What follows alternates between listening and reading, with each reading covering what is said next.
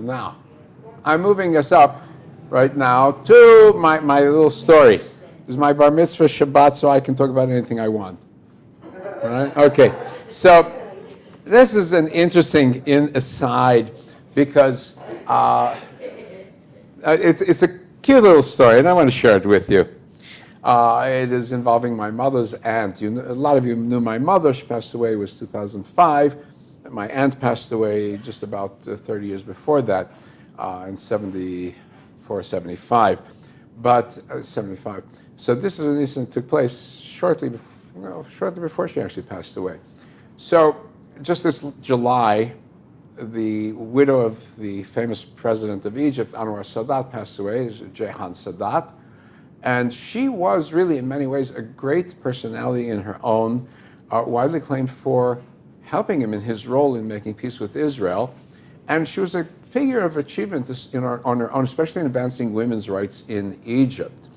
I remember being in Israel many years ago, watching an Egyptian TV show, because my sister-in-law understands Egyptian Arabic, so she's watching the show and explained to me what they're talking about. And it's a woman who's middle-class woman in Egypt, and there's an accident in the house. The husband is not in the house. Somebody has to run with the child to the hospital, but she's not allowed to leave the house unaccompanied, unchaperoned. So she does, and it's a tremendous scandal. So that's around this time that the wife of Sadat is starting to get involved and active for women's rights. So big changes. Egypt generally being more liberal than other Arab societies historically also. So now it's been some months since she was passed, and we're past the date of Yom Kippur War on the Jewish calendar. Also on the general calendar, it was October 6th and continuing for 3 weeks. So I want to showcase this communication between Jehan Sadat and my great aunt. So there I wrote for you Jehan Sadat, a picture where she's sitting out with Menachem Begin. This is very beautiful. Two former enemies sitting comfortably talking. And there is my great aunt, my mother's aunt. Here she is, sometime after the Holocaust. She, I think, resettled in New York at that point. She passed away. She was around 74 when she passed away. And so here she is, Dora Iger Kitzay. Kitzay being the name of someone she married during the Holocaust in order to get documents. So she never was really married. Iger was her actual name, from the Iger family, Rabbi of Kiba Iger fame. And so I knew her as my Tante Dora, the Tante aunt Dora. And she liked to do her own private diplomacy through the mails. And I always had the sense that maybe she's the one who set the machinery in motion for the peace treaty between Israel and Egypt. So how so? So she was a survivor of the Holocaust. She came to New York from Poland, made her living with reparations money, and she did some sewing, and she would take in roomers, boarders in her apartment, sometimes take care of a sick and elderly roomer. And one time she had as a roomer a famous Israeli opera singer for a while also. Now, I don't know how she made ends meet, but when she passed away, she actually left a nice chunk of money. She donated to the Israeli army, and she had all sorts of mysteries. So she and my mother, Irene Weinberg, blessed memory, helped each other to survive under the nose of Nazi officers in Lvov and Warsaw during the Holocaust. So she claimed that when she was a youngster, she had seen Trotsky speaking from his train car. Trotsky would go around Russia trying to build up the revolution, already before the revolution, many years before, 1905 or so. She claims she remembered seeing him speak. She would have been just a toddler at the time, 3 or 4, I don't know. And then she did work, though we know, for an import-export office on the Russian-Austrian border. And that's where she and my grandmother were from, Podvolochisk. Podvolochisk, on the other side is Volochisk, and that's Podvolochisk.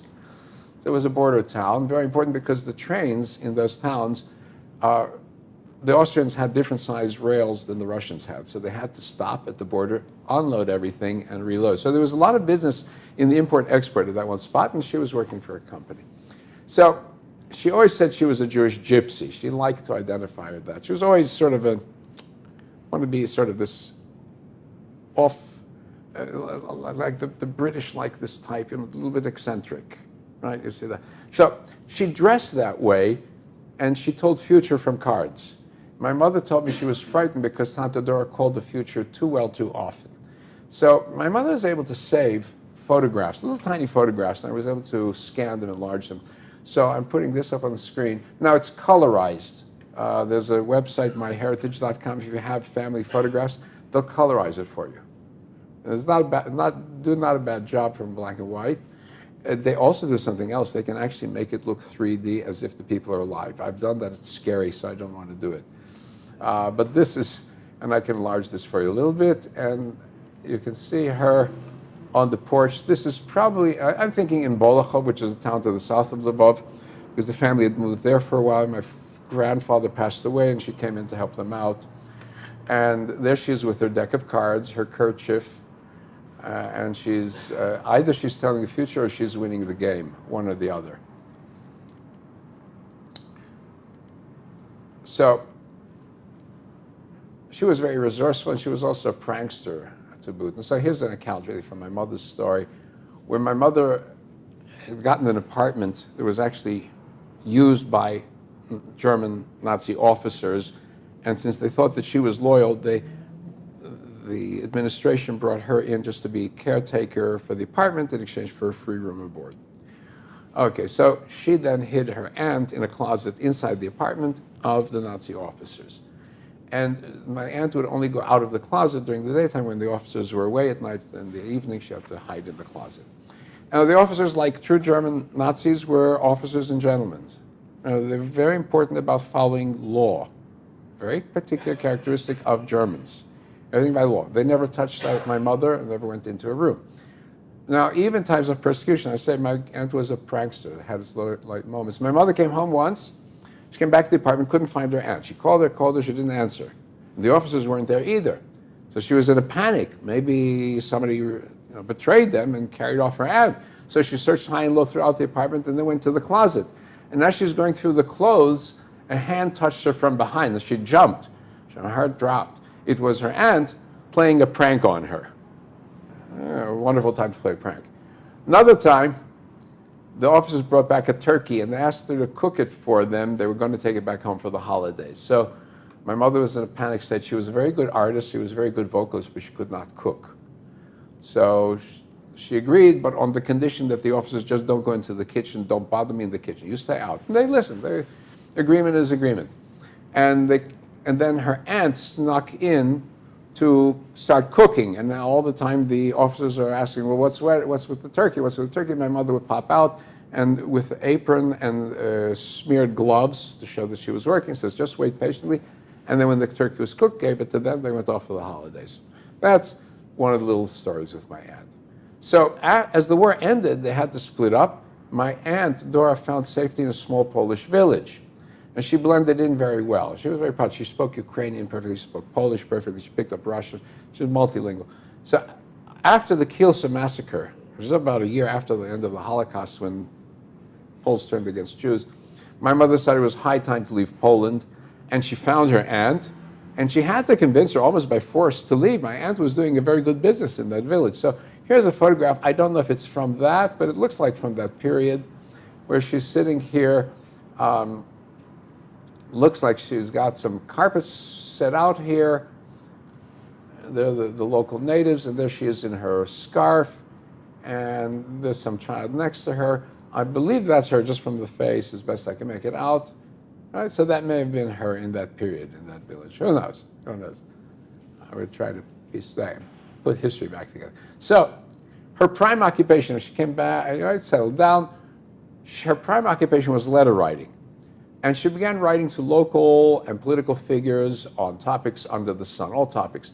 She prided herself on her linguistic skills. She wrote a nice English, perfect German, perfect Russian, and Polish, her native language. So each time she would receive a politely worded response acknowledging her concern, your thoughts are appreciated, we'll certainly take them under consideration. One day it actually paid off. And she had written to the mayor complaining about the ill-managed condition of some statue in the park. And this time the response really was a response. The city hall promised to take action, a local paper reported on it, and of course that encouraged her to do even more letter writing. So this time, she put Anwar Sadat in her sights. When Nasser died, Sadat took over as president of Egypt, she sent him her advice. She warned him, keep far away from the Soviets. Don't trust them. They will only try to take over your country. And indeed, a few months later, Sadat kicked out the Soviets. Before the 6th War, he kicked them out, packing completely. She was sure that her words had helped Sadat see the light. She was convinced. So she kept up with. Shortly after the Yom Kippur War, Jehan Sadat, the wife of the president of Egypt, visited the United States. And she told the New York Post reporter, "We are not filled with revenge. We are committed to peace." And she'd been visiting a soldier in the hospital, and he promised that he would take her to victory to Tel Aviv. And she had answered, "Tel Aviv is for the Israelis. It's not ours. We only want a land, a free Palestine, to live in peace with the Jews." Notice, she talks about Palestine, but says Israel's for the Israelis, Palestine for the Palestinians. Right? She's coming up with this idea that, yeah, there really could be two entities, just toying with it in her mind. So the statement prompted Dora to write. Here was a mind open to peace. She was just waiting for the right advice, to push in the right direction. So she took up the pen. She reminded Mr. Sadat it was the constant Arab threat to throw the Jews into the sea and the direct aggression of Nasser that led to the Six-Day War. She complimented on her comment about Tel Aviv, wished her for peace, if only those were not merely poetic words. Well, she was surprised to actually get a copy, a reply a few months later in the mail. But this it wasn't one of these mimeographed or Xerox standard letters. It was a typed letter on official stationery, the seal of the Egyptian government, image of an eagle embossed on it, and the heading in Arabic in green print. I have it here. It's going to be hard to see. I'll try to enlarge it a little bit, just the eagle emblem. You can just barely make it out because it didn't scan well, but you can see the Egyptian eagle emblem. And here, an invocation on the heading, the name of Allah, gracious and merciful, and over a date. And then some statement, and I asked some of my Arabic experts, and they said it could be Muharram al-Rais. Muharram is a month in the Arabic calendar. Al-Rais meaning of the president, of the leader, or it could be Mukarram, dedicated in honor to the leader, might also be. Because Arabic, one of the problems is that when you get to poetic Arabic calligraphy, it's very hard to read. So, but it looks like it was typed on a manual typewriter, maybe Mrs. Sadat herself even, we don't know. There's no, usually when there's a typist, there'll be a note saying the name of the typist. There was no such note. So here's the letter. I'll enlarge it a little bit. Again, and then I'll just tell you what it says, because it's hard to read from here.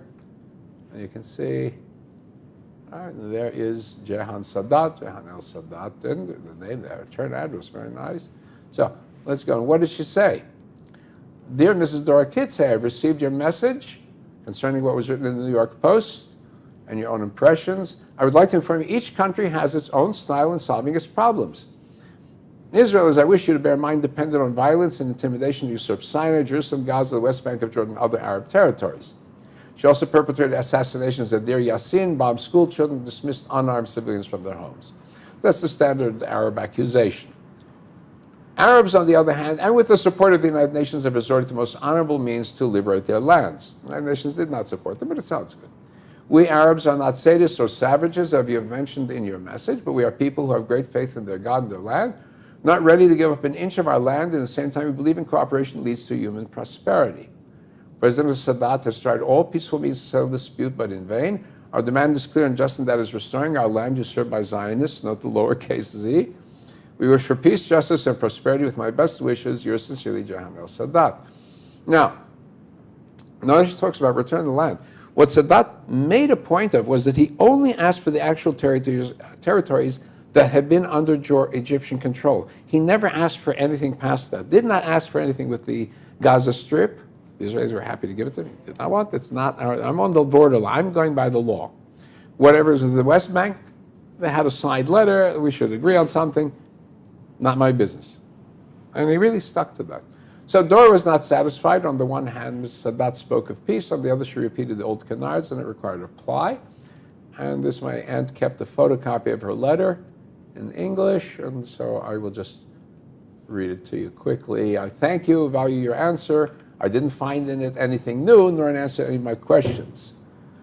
It wouldn't be easy to answer such complicated questions. As you know from letters I wrote to Sadat 3 and 2 years ago, she assumed that Sadat Jehan knew this, I'm not against the Arab people, only the wrong light-headed politics, because everything I promised you now have. You don't want to admit that since 67, Israel's not had one single day of peace, and because a small corner of the world ignored it, even America didn't make one step to help the Israelis. But today, America is the best friend and respects them because of the Six-Day victory for which they fought. Madame Sadat, why by such way should I believe that Jewish blood and tears makes you happy? From the beginning, I was sure that the Soviets will disappoint your people, and they have a great deal in all Arabic mistakes and disaster. Madame Sadat, only an honest will and way can create a permanent peace and live like good brothers. The Israelis will not disappoint your country and people. Best wishes for peace for you and us, sincerely, Dora Kitzay. And then she got a reply. She actually did get a reply, which was very nice. You wouldn't expect it. So the reply, and here, I'll just enlarge it again for a second. And you can see it here, and then it's a little hard to, what's happening now. Get this out of the way. All right, I received your kind letter. I'll just read you the transcription, it'll be easier. So, there we go. As I received your kind letter with interest and appreciation, I would like to thank you for what you've mentioned in your message. I'd like you to know we're peaceful people. We're for peace based on justice. I'm extending to you and the friendly people of America my best wishes. And I also got a very nice little reply, short to the point, but nice. So it was picked up by a local Yiddish paper, the Freie Arbeiterstimme, Free Voice of Labor, and this is just a summary of some of the sentences from it. A Jewish woman in New York, Dora Eiger Kitzay, refugee from Lemberg, descendant of Rabbi Eiger, had written a letter to the wife of Sadat, the all-powerful chief of Egypt. It was sent in reference to an interview given by Jehan Sadat. And then they summarize the article, and they go on with some editorialing on their own about what's the actual background of the 67 war and the 73 war, and then presented the correspondence in Yiddish translation. So this was the clipping. Sadat's Freus, a brief zu Yiddische Freu in New York. And this is for you up here. Barbara, you can read it. A Yiddische Freilin von New York, Dora Kitzay Eiger, a Plita von Lemberg, was sie sagt, ist a Stand von der Mischpuche von Rabbi Eiger, hat geschickt a brief zu der Freu von Sadat. Right, so there. You want to read, right? You can read the Yiddish original. Okay, all those who can read the Yiddish, you're welcome to it. So, I like to think of this sort of, in summation, we're led to believe, especially by media hype, that the big names make big news. But Leo Tolstoy, in his book War and Peace, once offered an example that to confuse famous names with major events in history is like assuming that the whistle one hears when a train is about to leave the station is what makes the train go. So I like to think that maybe it wasn't Barbara Walters who made the peace between Sadat and Begin. Rather, maybe it was a letter like this by a well-meaning elderly lady. In addition to thousands of the dead and wounded from both sides and the damaged economies and the years of agony, may have just tipped the scale for peace. So my Aunt Dora died in February of 77. That's it, just 77. Okay, there I have that here. It was just 10 months later, in November 77, 43 years ago, Anwar Sadat made his fateful trip to Jerusalem. Unfortunately, neither of them lived to see the fruition of their dreams. Right? She died of age, he died of assassination at the hands of Muslim Brotherhood terrorists. But they're sort of to give us a good, happy feeling, there's Begin and Sadat together. Right? It's been a cold peace, but it's held together. Now it's becoming a warmer peace as we have Israel opening relations with more Arab countries, and Bennett being able to have better communications, it seems, with Sisi, General Sisi, now than in the past few years. So that is my story. Now you've heard the real. What's that TV show that says, now you've heard the story, now you've heard the real story?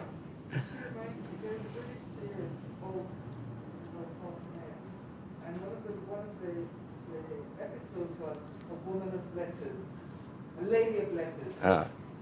She reminds me of the same who would write to every city council, every sometimes she can respond to everyone on anything that she affected her, and so the paper is actually on YouTube. Yeah.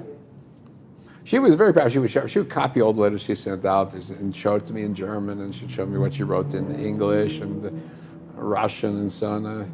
So, like I said, she was thrilled to get the response here. Okay, so maybe, who knows? Maybe that communication plus the sick and dying soldiers in Egypt moved things. They moved the needle and brought about peace. Peace was possible because Sadat was worried more about his Egyptian soldiers than about victory. And when the Palestinians come to the point where they worry more about the sick and injured than about driving the Jews to the sea, then maybe we'll get something going. So with that, let's wrap up our service with Adon Olam. We have this musical rendition, Sem Asar. She's going to sing it for us, and we can follow in 514 in the prayer books if you don't remember it by heart. 514. Adon Olam.